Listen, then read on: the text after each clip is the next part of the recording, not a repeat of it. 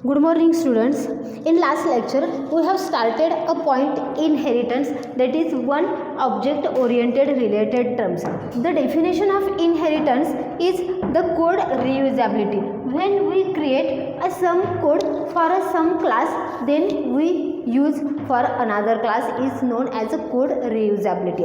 Last लेक्चरमध्ये आपण inheritance हा जो पॉईंट आहे त्याला स्टार्ट केलं होतं. इथं आपण काय यूज करणार आहोत तर कोड यूज करणार आहोत. म्हणजे एकदा जर तुम्ही एखादा क्लास डिक्लेअर केला तर त्याचा यूज करून तुम्ही अनदर क्लास तयार करू शकता. त्यालाच आपण काय म्हणतो तर डिराइव्ड क्लास. मग या जे काही इनहेरिटन्स आहे त्याचे 5 टाइप्स आपण लास्ट लेक्चरला डिस्कस केले. आज आपण यातला पहिला टाइप जो आहे सिंगल इनहेरिटन्स याला स्टार्ट करणार आहे आणि त्याच्याशी रिलेटेड एक्झाम्पल बघणार आहे. ज्याला आपण सिंगल इनहेरिटन्स ही कन्सेप्ट बघतो त्याला इथं एकच डिराइव्ड क्लास तयार केला जातो आणि तोही एकाच बेस क्लासपासून. म्हणजे इथे एकच बेस क्लास वापरला जातो आणि त्याचा यूज करून ज्याला तुम्ही सेकंड डिराइव्ड क्लास तयार करता त्याला त्या इनहेरिटन्सला काय म्हटलं जातं तर single inheritance which have one to one relationship. म्हणजे एकच बेस क्लास आणि त्याच्यापासून एकच डिराइव्ड क्लास ज्याला डिझाइन केला जातो त्याला आपण सिंगल इनहेरिटन्स म्हणतो. मग याचा सिंटॅक्स बघा कोणत्या पद्धतीचा आहे.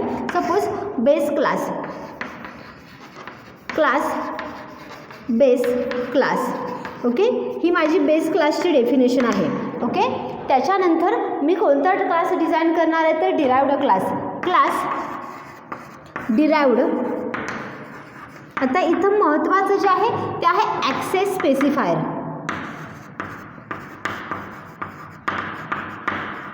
आणि बेस क्लास नेम आणि बॉडी ऑफ डिराइव्ड क्लास. बघा आत्तापर्यंत आपण जे प्रोग्राम स्टडी केले त्याच्यामध्ये फक्त आपण एकच क्लास डिझाइन करत होतो. आता इथून पुढे जे आपण प्रोग्राम स्टडी करणार आहोत त्याच्यामध्ये आपल्याला 2 क्लासेस तयार करायचे असणार आहेत. एक असणार आहे बेस क्लास आणि सेकंड वन की जो तुम्ही त्या बेस क्लासपासून डिराइव्ड करणार आहात तो असणार आहे डिराइव्ड क्लास. इथं पहिली जी डेफिनेशन आहे ती बेस क्लासची असणार आहे की जो तुम्ही सुपर क्लास म्हणून यूज करणार आहात आणि सेकंड जो क्लास मी तयार करते क्लास डिराइव्ड आणि त्याच्यानंतर हे 2 कोलन यूज केले जातात. आणि सगळ्यात महत्त्वाचं आहे त्याचा ॲक्सेस स्पेसिफायर. जे ॲक्सेस स्पेसिफायर आपण क्लास डेफिनेशनमध्ये यूज करतो. फॉर एक्झाम्पल प्रायव्हेट, पब्लिक आणि प्रोटेक्टेड, त्या तिन्हीपैकी कोणत्या तरी एका ॲक्सेस स्पेसिफायरचा तुम्हाला इथं यूज करावं लागणार आहे. आणि कोणता क्लास तुम्ही तिथं इनहेरिट करताय म्हणजे कोणत्या बेस क्लासपासून तुम्ही नवीन डिराइव्ड क्लास तयार करताय त्या बेस क्लासचं नेम इथं तुम्हाला राईट डाऊन करावं लागणार आहे. ज्याला तुम्ही ॲक्सेस स्पेसिफायर इथं प्रायव्हेट यूज करताय त्याला इथं काय होतं बघा, ज्याला मी इथं ॲक्सेस स्पेसिफायर ॲज अ प्रायव्हेट म्हणते त्याला बेस क्लासमध्ये जे काही मी डिक्लेअर केलेले व्हेरिएबल्स असतील, मेथड्स असतील त्या डिराइव्ड क्लासमध्ये ॲज अ प्रायव्हेट म्हणून डिक्लेअर केल्या जातात. बघा आणि मग ज्याला तुम्ही ऑब्जेक्ट क्रिएशन करता त्याला इथं ऑब्जेक्ट कुणाचं तयार करावं लागतं तर डिराइव्ड क्लासचं तयार करावं लागतं. का तर डिराइव्ड क्लासकडे स्वतःचेही डेटा मेंबर्स असतात आणि बेसकडूनही आलेले डेटा मेंबर्स असतात. मग जर दोन्ही ॲक्सेस करायचे असतील तर तुम्हाला ऑब्जेक्ट हा डिराइव्ड क्लासचाच तयार करावा लागणार आहे. मग जर मी ॲक्सेस स्पेसिफायर हा पब्लिक यूज करत असेल तर बेस क्लासमधून आलेले सगळे डेटा मेंबर्स मला पब्लिकली ॲक्सेस करता येतील आणि ह्या डिराइव्ड क्लासच्या बाहेर जाऊन सुद्धा मला ते काय करता येतील पब्लिकली ॲक्सेस स्पेसिफायर करता येतील. मग बेसिकली आपण कोणता यूज करणार आहोत तर पब्लिक ॲक्सेस स्पेसिफायरचाच यूज करणार आहोत. प्रायव्हेटचा यूज केला की प्रॉब्लेम कुठे येणार आहे बघा, तर इथं जे काही डेटा मेंबर्स डिक्लेअर केले जातील ते डिराइव्ड क्लाससाठी प्रायव्हेट असतील. आणि मग ज्याला तुम्ही डिराइव्ड क्लासचा ऑब्जेक्ट तयार करता आणि त्या ऑब्जेक्टचा यूज करून जर मी ते प्रायव्हेट डेटा मेंबर ॲक्सेस करायचा ट्राय केला तर मला तिथं एरर येते. कारण आपण प्रायव्हेट ॲक्सेस स्पेसिफायरचा स्कोप काय बघतो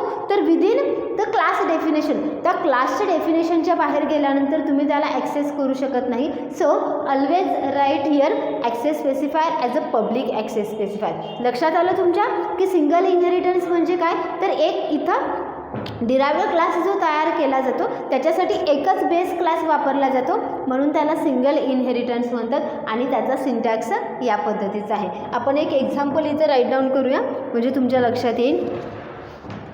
एक सिंपल एक्झाम्पल मी सुरुवातीला घेते.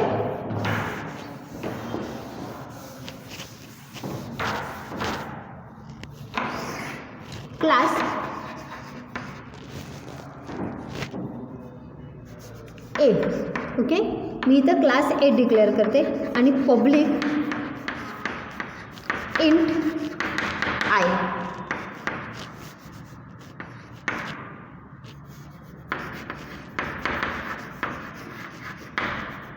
void get cout input value for I. C in I. इथे लक्ष द्या. इथं मी एक सिंपल क्लास तयार केलेला आहे, त्याला नाव दिलेलं आहे क्लास ए. आता क्लास ए मध्ये मी काय केलं आहे तर ॲक्सेस स्पेसिफायर जो यूज केला आहे तो पब्लिक यूज केला आहे. आपण सगळ्या एक्झाम्पलमध्ये मेजॉरिटी काय करतो तर ॲक्सेस स्पेसिफायर हा पब्लिक यूज करतोय.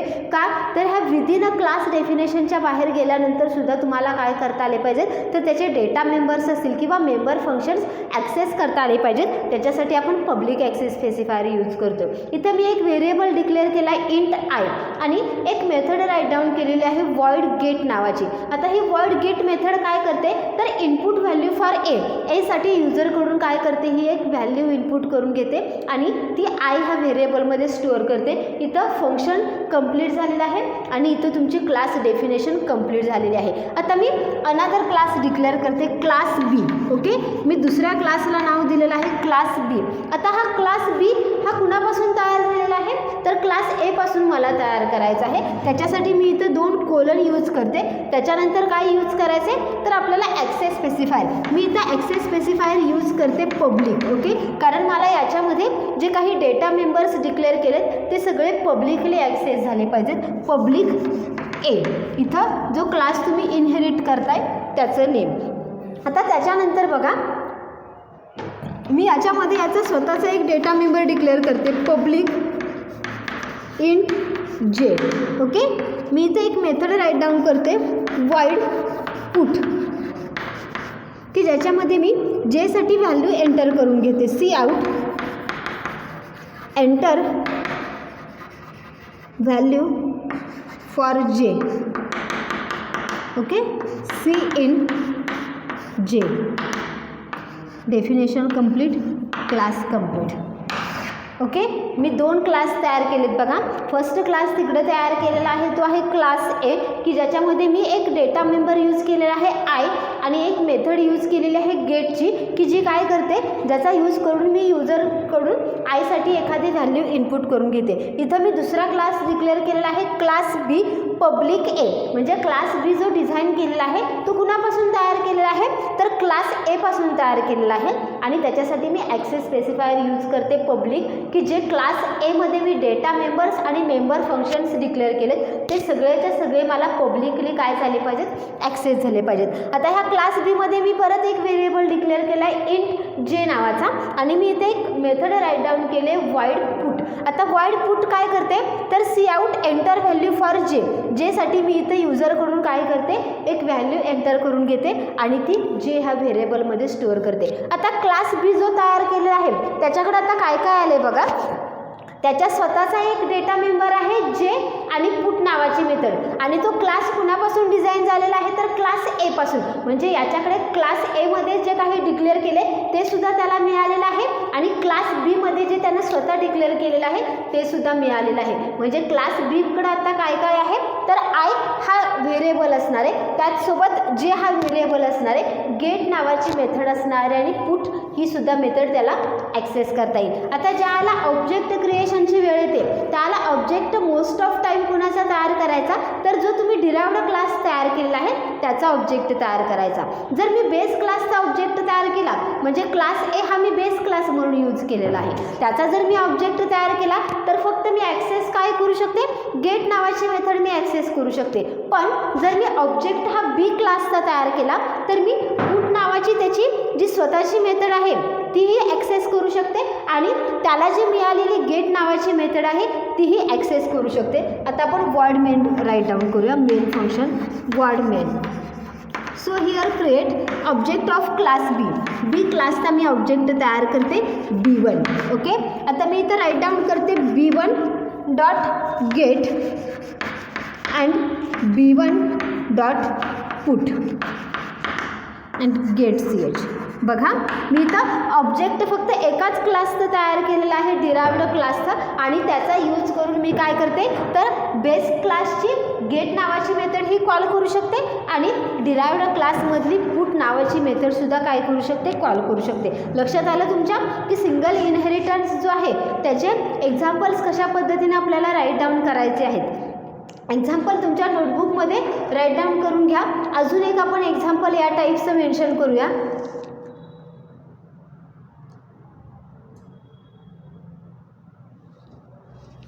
ओके, आपण नेक्स्ट एक्झाम्पल घेऊया की याच्यामध्ये मी 2 क्लास तयार करणार आहे. क्लास नंबर हा माझा पहिला क्लास असणार आहे आणि सेकंड क्लास असणार आहे ॲडिशन. मला काय परफॉर्म करायचे आहे तर 2 नंबरचे ॲडिशन परफॉर्म करायचे आहे. हे जे साधे प्रोग्राम्स आहेत ते आपण C++ मध्ये स्टडी केलेले आहेत, जिथं आपण क्लास तयार केलेला होता, त्याच्यामध्ये मेथड्स तयार केलेल्या होत्या. आता तेच प्रोग्राम्स मला काय करायचे आहेत तर या इनहेरिटन्स कन्सेप्टमध्ये यूज करायचे आहेत. इथं मी क्लास पहिला तयार करते, क्लास नंबर नावाचा. ओके, आणि त्याच्यापासून मी दुसरा क्लास तयार करणार आहे. तो क्लास कोणता असणार आहे ॲडिशन. मग मला काय करायचं आहे तर नंबर्स घ्यायचे आहेत. मग मी बेस क्लासमध्ये काय यूज करेन व तर मी 2 नंबर इनपुट करून घेईन. ओके, आणि बेस क्लास कंप्लीट करेन. त्याच्यानंतर मी ॲडिशन नावाचा जो सेकंड क्लास तयार करणार आहे त्याच्यामध्ये मला फक्त काय यूज करावं लागणार आहे तर ॲडिशनसाठी यूज केला जाणारा फॉर्म्युला यूज करावा लागणार आहे आणि तिथं मला ॲडिशन प्रिंट आउट करावी लागणार आहे. बघा अगदी साधं एक्झाम्पल आहे इथे. मी पहिला क्लास डिक्लेअर करते क्लास नंबर.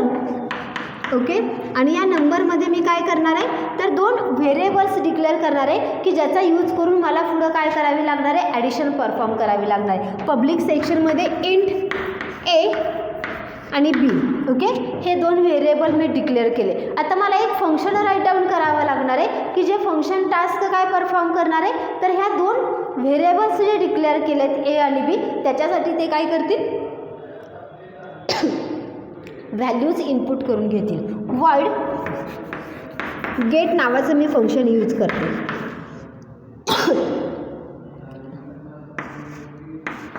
Cout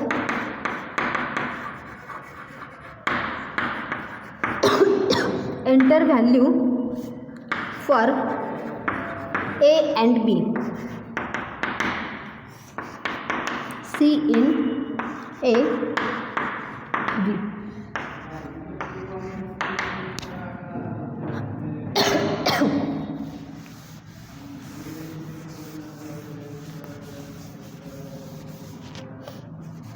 इकडे लक्ष द्या. मी तर क्लास नंबर डिझाईन केलेला आहे आणि त्याच्यामध्ये मी 2 व्हेरिएबल्स डिक्लेअर केलेत A आणि B. ओके, आता मला ॲडिशन कधी परफॉर्म केली जाणार आहे ज्याला मी त्याच्यासाठी इनपुट घेईन किंवा त्याला एखादी व्हॅल्यू असाइन करेन त्याला मी ॲडिशन परफॉर्म करू शकेन. त्याच्यासाठी मी ह्या नंबर क्लासमध्ये गेट नावाची एक मेथड राईट डाऊन केली आणि त्या गेट नावाच्या मेथडमध्ये मी काय टास्क सांगितलेले आहे तर A आणि B साठी काय कर व्हॅल्यू इनपुट करून घे. ओके, वॉइड गेट मेथड ज्याला कॉल केली जाईल त्याला A आणि B साठी व्हॅल्यू इनपुट करून घेतल्या जातील आणि त्या A ह्या व्हेरिएबलमध्ये एक व्हॅल्यू स्टोअर होणार आहे आणि B ह्या व्हेरिएबलमध्ये. त्याच्यानंतर माझी फंक्शनची डेफिनेशन कंप्लीट, माझा क्लास कंप्लीट. आता मला या नंबर क्लासचा यूज करून मला कोणता क्लास डिझाईन करायचा आहे तर ॲडिशन नावाचा. मी तर क्लास डिक्लेअर करते क्लास ॲडिशन. ओके, आता हा ॲडिशन हा क्लास कुणापासून तयार केलेला आहे नंबरपासून तयार केलेला आहे. मग त्याच्यासाठी मला राईट डाऊन करावं लागेल. ॲक्सेस स्पेसिफायर मी यूज करते पब्लिक आणि कुणापासून तो डिराईव्ह झालेला आहे तर नंबरपासून. ओके, आता ह्या क्लासची डेफिनेशन आपण राईट डाऊन करूया. आता ह्या क्लासच्या डेफिनेशनमध्ये मला टास्क काय परफॉर्म करायची हो तर नंबर हा जो क्लास आहे त्याच्यामध्ये मी जे व्हेरिएबल्स इनपुट करून घेतलेत त्याच्यावरती मला ॲडिशनचं ऑपरेशन करायचं आहे. आता इथं मला अजून एक व्हेरिएबल लागणार आहे की ज्याच्यामध्ये मी ॲडिशन स्टोअर करू शकू. इथं A आणि B आपण युजरकडून घेतलेलं आहे आणि अजून एक आपल्याला टेम्पररी व्हेरिएबल लागणार आहे की ज्याच्यामध्ये मी काय करू शकेन ॲडिशन स्टोअर करू शकेन. त्याच्यासाठी मी क्लास ॲडिशनमध्ये त्याचा स्वतःचा एक पब्लिक व्हेरिएबल डिक्लेअर केला पब्लिक इंट C. ओके, की जो मी कॅल्क्युलेशनसाठी यूज करणार आहे. आता मला एक टास्क परफॉर्म करावी लागणार आहे. मी फंक्शन राईट डाऊन करते void सम. ओके, की ज्याच्यामध्ये काय केली जाईल, हे जे नंबर इनपुट करून घेतलेले आहेत त्या नंबरची त्याच्यामध्ये सम परफॉर्म केली जाईल. ते सम स्टोअर करण्यासाठी मी ऑलरेडी इथं सी हा व्हेरिएबल डिक्लेअर केला आहे. So right here C is equal to A plus B. म्हणजे काय केलं जाईल बघा, ए आणि बी हे व्हेरिएबल नंबर क्लासमध्ये इनपुट करून घेतलेत आणि मी ॲडिशन क्लासमध्ये काय करते तर फॉर्म्युला यूज करते आणि त्याची सम करते. त्याच्यानंतर मी सी आउट स्टेटमेंट देते. C out sum is equal to, sum कशामध्ये स्टोअर केलेली आहे, मी सी ह्या व्हेरिएबलमध्ये स्टोअर केलेली आहे आणि ती सम काय केली मी इथं प्रिंट आउट केली. आता void मेन फंक्शनमध्ये टास्क काय असणार आहे बघा, तर इथं मला काय यूज करावं लागणार आहे, ऑब्जेक्ट तयार करावं लागणार आहे. ऑब्जेक्ट कुणाचं तयार करायचं आहे आपल्याला, ॲडिशन क्लासचं. बघा, ऑब्जेक्ट कधीही बेस क्लासचा तयार करायचा नाही. जर तुम्ही ऑब्जेक्ट बेस क्लासचा तयार केला तर तुम्हाला फक्त बेस क्लासचे डेटा मेंबर्स यूज करता येणार आहेत. पण ज्याला तुम्ही ऑब्जेक्ट हा डिराइव्ड क्लासचा यूज करता त्याला बेस क्लासचेही तुम्हाला डेटा मेंबर्स मिळतात आणि डिराइव्ड क्लासचेही डेटा मेंबर्स मिळतात. मग इथं आपल्याला ॲडिशन परफॉर्म करायचे आहे. त्याच्यासाठी मी क्लास ॲडिशन जो तयार केलेला आहे की ज्याचा बेस क्लास आहे नंबर, म्हणून मी इथं ऑब्जेक्ट तयार करते ॲडिशनचा. Addition A1. ओके, ऑब्जेक्ट तयार केला ॲडिशन क्लासचा A1. आता मी पहिल्यांदा मेथड कोणती कॉल करणार आहे तर नंबर क्लासमधली मेथड मला कॉल करायला पाहिजे गेट, की ज्याचा यूज करून मला पहिल्यांदा युजरकडून इनपुट घ्यायला पाहिजे. कारण ॲडिशन कधी परफॉर्म केली जाणार आहे, ज्याला तुम्ही युजरला व्हॅल्यूज एंटर करायला सांगणार आहे त्याच्यानंतरच तुमची ॲडिशन परफॉर्म होणार आहे. मग त्यासाठी मी ॲडिशनचा A1 हा ऑब्जेक्ट तयार केला आणि मेथड कोणती कॉल करते तर A1 डॉट गेट. ज्याला मी A1 डॉट गेट ही मेथड कॉल करते त्याला त्याच्या बेस क्लासमध्ये ही गेट ही नावाची मेथड डिक्लेअर केलेली आहे. म्हणजे तुमचा कॉल कुठं जाणार आहे तर बेस क्लासच्या गेट नावाच्या मेथडला जाणार आहे. तिथं आल्यानंतर तो काय करणार आहे तर त्याला काय टास्क परफॉर्म करायला दिलेले आहे, ए आणि बीसाठी युजरकडून व्हॅल्यू इनपुट करून घ्यायचे. मग गेट फंक्शनचं काम काय असणार आहे तर युजरकडून व्हॅल्यू इनपुट करणं हे गेटचं काम असणार आहे. त्याच्यानंतर मला काय करायचे तर ॲक्च्युली सम परफॉर्म करायचे. सम नावाचं फंक्शन मी कुठं राईट डाऊन केलं आहे तर ॲडिशन क्लासमध्ये राईट डाऊन केलं आहे. मी सम नावाच्या फंक्शनला कॉल करते. ऑब्जेक्ट मी तेच यूज करते बघा A1 डॉट सम. म्हणजे तुम्हाला डिफरंट ऑब्जेक्ट्स तयार करायची गरज आहे का नाही आहे, एकाच ऑब्जेक्टचा यूज करून तुम्ही बेस क्लासचेही डेटा मेंबर्स ॲक्सेस करू शकता आणि डिराइव्ड क्लासचे. मग मी A1 डॉट सम ज्या आयला म्हणते त्याला माझा कंट्रोल कुठं जाणार आहे तर ॲडिशन क्लासमध्ये जाणार आहे आणि सम नावाच्या मेथडवरती तो जंप करणार आहे. इथं आल्यानंतर त्याला फॉर्म्युला काय यूज करायला सांगितलं आहे तर C is equal to A plus B. आता A प्लस बी आपण ॲडिशनमध्ये डिक्लेअर केलं आहे का नाही आहे, आपण A आणि B कुठं डिक्लेअर केले तर नंबर क्लासमध्ये. पण आपण ॲडिशन क्लास जो डिझाईन केलेला आहे तो कुणापासून तयार केलेला आहे, नंबर क्लासपासून तयार केलेला आहे. त्यामुळे त्याला आपोआप A आणि Bच्या व्हॅल्यू काय मिळणार आहे तिथं ॲक्सेस करता येणार आहेत आणि त्याच्यानंतर इथं समचा फॉर्म्युला वापरून काय केली जाईल, सम प्रिंट आउट केली जाईल अँड गेट CH. ओके, या पद्धतीनं तुम्ही तुमचे मल्टिप्लिकेशनसाठी कोड राईट डाऊन करू शकता.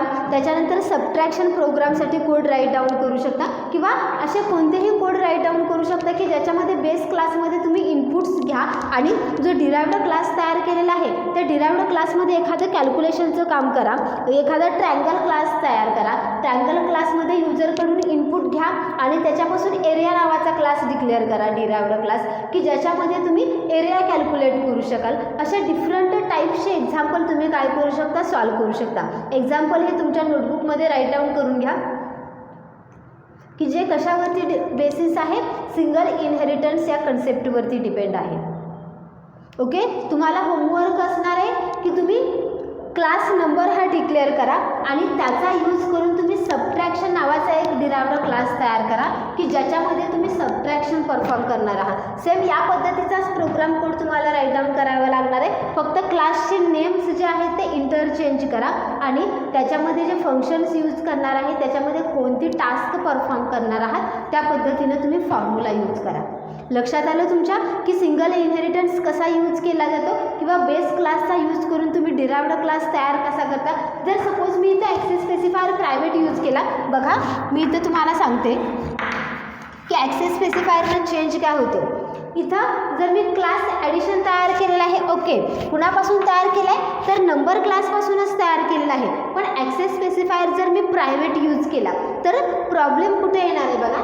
प्रायव्हेट ॲक्सेस स्पेसिफायर ज्याला यूज करते त्याला याच्यामध्ये जरी हे पब्लिक यूज केले असतील ए बी आणि गेट, याच्यासाठी जरी ॲक्सेस स्पेसिफायर पब्लिक असेल तरी ह्या डिराइव्ड क्लासमध्ये ते काय ट्रीट केले जातील तर as a private data member म्हणून ट्रीट केले जातील. आणि ज्याला मी ऑब्जेक्ट तयार करते डिराइव्ड क्लासचा त्याला गेट नावाची मेथड त्याच्यामध्ये पब्लिक आहे, ओके, पण डिराइव्ड क्लासमध्ये ती प्रायव्हेट आहे. त्यामुळं ह्या क्लासच्या बाहेर गेल्यानंतर मला गेट नावाच्या मेथडला कॉल करू शकणार नाही. इथं मला काय होणार आहे, एरर मेसेज दाखवला जाईल. लक्षात आलं तुमच्या की ॲक्सेस स्पेसिफायरचा मीनिंग काय आहे किंवा ॲक्सेस स्पेसिफायर चेंज केला तर तुमच्या प्रोग्रामचा फ्लो कसा चेंज होतो आहे, तुम्हाला एरर्स कशा फाइंड आउट करता येतात. ज्याला तुम्ही हे प्रोग्राम्स ॲज अ कम्प्युटरवरती कंपाईल कराल त्याला तिथं ॲक्सेस स्पेसिफायर चेंज करून बघा, तुम्हाला नंबर ऑफ एरर्स तिथं बघायला मिळतील आणि त्या प्रत्येक एररचं मिनिंग काय आहे हे त्या ठिकाणी तुम्ही अंडरस्टँडिंग करून घ्या. लक्षात आलं की सिंगल इनहेरिटन्स कन्सेप्ट काय आहे आणि त्याच्याशी रिलेटेड प्रोग्राम कोणते आहेत. आजचं लेक्चर जे आहे त्याचं लेक्चर आपण इथंच स्टॉप करूयात. नेक्स्ट लेक्चरला आपण मल्टिपल इनहेरिटन्स आणि त्याच्याशी रिलेटेड एक्झाम्पल स्टडी करूयात. Goodbye, have a nice day.